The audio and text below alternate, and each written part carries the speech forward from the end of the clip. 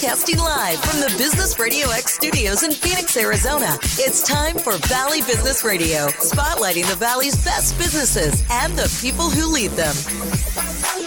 Hello and welcome to Valley Business Radio, where we tell the stories that traditional media tends to ignore and help connect you to the right people.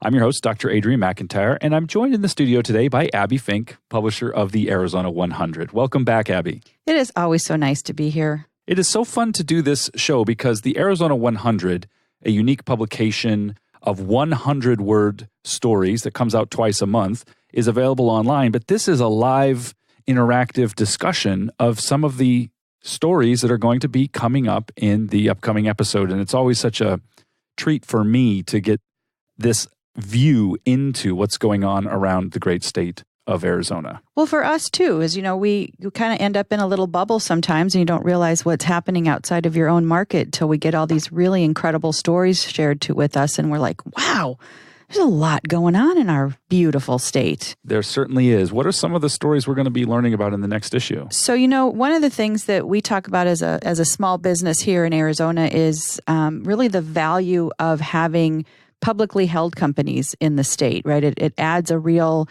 boom to our economy. It creates this sense of, what Arizona has to offer on the larger scale. And we have a tremendous amount of publicly traded companies here in Arizona. Some of the names you probably recognize: Republic Services, Microchip Technology, Freeport-McMoRan, GoDaddy, of course, everyone knows, Pinnacle West. And these are just incredible businesses, good community partners that are really driving a real economic force in our state. And so we're real proud of the fact that we can claim these businesses right here in our own home state. You know, it's fascinating, again, through the lens of Business RadioX, to look at the range of business operations happening here, from the solopreneurs and small business owners, the activities that show up in the chambers, of which there are many, and then, of course, some significant, large private companies that, national brands that people would know. And it's easy to lose sight of the fact that the publicly traded companies also have a huge and growing presence here. Right. And it's so great for us to have them here in terms of what they can bring and the employee base and what they're investing back in our community. So we're really proud of that fact. Several years ago, I went to a presentation at an economic development organization. It was led by some folks from the airline industry, the airport industries. And one of the biggest complaints about airports is they're always under construction and there's always something going on. And one of the speakers was very prolific when she said, that's the best sign that your state is doing well, is when your airport is under construction, because this means that you're still growing and there's still opportunities and that airlines and other businesses want to come. So with that, Phoenix Sky Harbor continues to add airline partners and additional flights. And they've just recently announced that Eurowings, which is part of the Lufthansa group, is going to be adding nonstop flights to Frankfurt, Germany later in 2020. So, as much as we might be a little frustrated when we drive around there, these are all good signs. American Airlines is adding flights into Mexico, and we're going to see continued upgrades and such at our airport. So fly to Sky Harbor and visit our beautiful state. It's certainly a leading indicator of economic development and expansion. We often notice the lag indicators, the things that come in when they're already established. But if you want to have a forward-looking view, cranes in the sky, road development projects, airlines adding flights, these are companies that are getting ahead of growth in a very literal way. Correct. And we get to witness it actually happening. So along those same lines, here in the Metro Phoenix area, the part of Maricopa County that we might refer to as the West Valley or Western Maricopa County is really growing in terms of economic opportunities. And they're expecting just shy of a 50% growth over the next 25 years. And they're the community-wide, the cities that make up our West Valley are doing a lot of investments in things like infrastructure, transportation. We're obviously seeing construction around our freeways, the Loop 101, the I-10 is expanding. We've seen the 202 and the 303 out on the west side. And with these access points to our partners around the states on the borders, we're really starting to see an opportunity for growth in the West Valley as these business owners can sort of scoot on down the I-10 or come across and visit us and start making some of those investments here on our west part of our valley. Certainly there are a number of areas to watch in the West Valley, and we continually see Goodyear in the news for large projects. Surprise is making a play for this. Even El Mirage, very active, smaller community. So pretty much everything from Buckeye to the boundaries of Phoenix is a very exciting place to watch. Right. And I just came in that way. I was out of town over the weekend and came across, and it seems like every time I'm on that I-10 near the 303 interchange there's something new happening and something growing and changing, which is really exciting. I've been here a long time, and it's nice to see as you said before, the cranes in the sky and things are happening. So shout out to our folks over in the west part of the valley and continued good luck out there. And let me, take us a little bit to the technology, Raytheon Company, another big business in our state. $2.6 billion in economic impact in the forms of wages, taxes, and other indicators. And what they're predicting is a growth of over $500 million over the next, or from the past 3 years, as they continue to add employees, 13,000 folks right now working in Arizona there, and they're expecting to hire more in the coming years. Yeah, that's another example of a major industry footprint, from aerospace, manufacturing, and other tech contracts. Raytheon's certainly a significant player on the national scene with a large presence in Arizona. And one area might not really kind of equate to an economic impact or what they're doing for our state is our university systems, right? We don't necessarily put those in that business category, but truth be told, they are generating a tremendous amount of income for our state.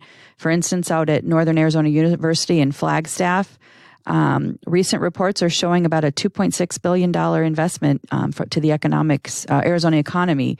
And that's from, those that are currently in school, the alumni that stay connected to our state, the amount of jobs that are offered. And, they're not just in Flagstaff, right? Most university systems now have expanded beyond their primary campus. Satellite presence in various places. So we're seeing them. They're seeing the NAU logo all around town and really an indicator of what, again, I think all of these things, what a force Arizona is becoming, that our education system and our public universities are really making a big play for educating our students, keeping those people here in the state, working for these types of companies that really make an impact on what we're doing here. It's also another good indicator of economic opportunity is the absence of brain drain.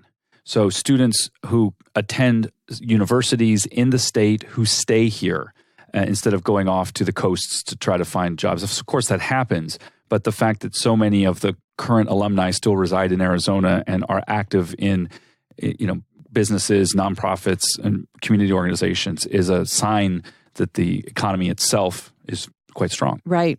And of course, we have to, start the education process early on here. And so we're pleased to announce that out in the Deer Valley Elementary School District, that Chase Building Team is just broke ground on another elementary school out there. Again, following green technology and such, they are creating this innovative classroom situation out in Deer Valley, and we expect that that's going to be open for the 2021 school year. They haven't picked a name yet, so I know there's a lot of pride in what name goes to it. So right now we're referring to it as Elementary School Number 3, but we expect that in future discussions of the Arizona 100, we will be telling you the name of that new elementary school out in the Deer Valley area. Well, and that North Phoenix I-17 corridor is another fast-growing area. It hasn't gotten as much coverage, but we live up there, and we know that there's a number of really large developments at play. USAA presence up there, a number of other really large companies, Gore is up there. And so, again, when you want to know is the place growing or not, if elementary schools are being built, especially of the caliber that Chase Building Team is doing, that there's a lot of families relocating, a lot of expansion. Right, and choosing to call their, that live, work, and play environment right there in their own hometown. So that's great. So one of the things that we talk a lot about here on the Arizona 100 show is our hospitality sector, and it wouldn't be an issue without telling you about some new attractions coming to town. So the folks over in Scottsdale are seeing a tremendous amount of new restaurants and such opening up in the area. Just for a quick overview, the Great Wolf Lodge has opened up recently. Medieval Times is open. Tommaso's Italian Kitchen has expanded. Prep and Pastry, which looks like a fabulous little place to stop by. Maple and Ash, Agaves, and a variety of others, recognizable names, have made Scottsdale their home. And if we're looking here in the sort of Scottsdale adjacent in the Arcadia Biltmore area, also seeing some growth with some openings of some new restaurants in the neighborhood here as well. So, we can talk about big business, and as you said, but those local restaurants and such are really giving that neighborhood feel. I can't wait to try them. Yeah, we're going to be staying at the Great Wolf Lodge this coming weekend just for a one-night staycation. The kids are super excited about it. Sounds fun. A grand opening special that they had for locals, and we're going to check it out and have more to report. Well, based on the photos I've been seeing from some of my other friends that have taken advantage of it, I think you're going to have a great time there. So we really wish you well. Yeah. You wish you well. One of the other things we talk a lot about is the importance of taking care of our community and the well-being of our communities around the state. And the Pasco Yaqui tribe, which is their primary location is in southern Arizona in Tucson, but their reservation land also extends into the Southeast Valley into Guadalupe. And they, through a grant with the United Way and the International Interior Design Association, have rededicated one of their community buildings there called the Guadalupe Community Partnership. And they are going to be offering some programs there for education and awareness, and really this place where we're going to, talk about the risk factors that our community is facing and create programs to support our families and our children and strengthen our community. So we're proud of of that relationship out there in Guadalupe and what that program is going to do for tribal members and really for the community of Guadalupe as well. And then out in the northern part of our state into Bullhead City, Southwest Behavioral Health Services reopened one of their clinics in Bullhead last week.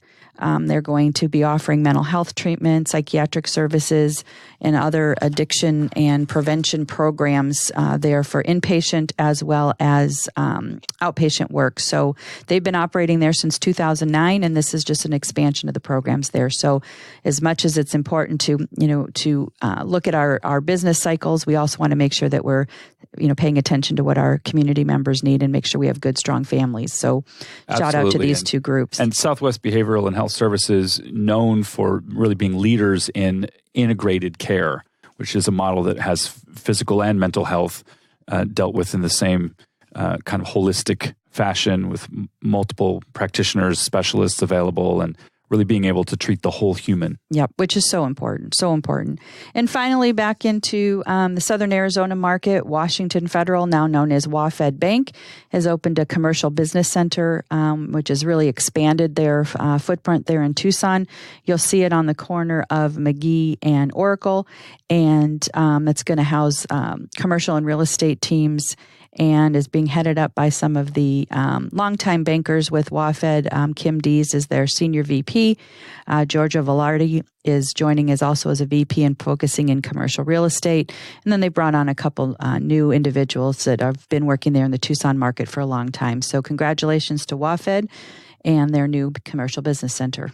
Yeah, and the growth in Tucson is also really important, really interesting to keep an eye on. It's sometimes easy to get kind of Metro Phoenix focused. And as you said at the beginning of this show, such a breath of fresh air to have eyes onto all the different corners of this state. Now, the Arizona 100 comes out twice a month. It's free for people to subscribe to. How do they do that? And if there are stories they want to get in the publication, how do they contact you? Sure. Well, we're online at thearizona100.com. As you said, it's a free subscription. Just click there and give us your email. We distribute that on the second and fourth Thursday of every month. And if you do have interesting stories, business news, or thought leadership pieces that you think our readers should know, we accept those contributions at editor@thearizona100.com. And we will be happy to consider that. We're getting our editorial calendar planned for the next year with some special issues planned and some exciting things as we wrap up 2019. So please let us know your business news and your thought leadership, and we'd be happy to consider that for an upcoming issue. 100-word stories or 100-second videos, bite-sized, snackable content that really opens our eyes to events, activities, communities, and companies throughout the state. Abby Fink, publisher of the Arizona 100, thank you so much for joining us in the studio today. Happy to be here. For all of us here at Business Radio X, this is Dr. Adrienne McIntyre, and we'll see you next time on Valley Business Radio.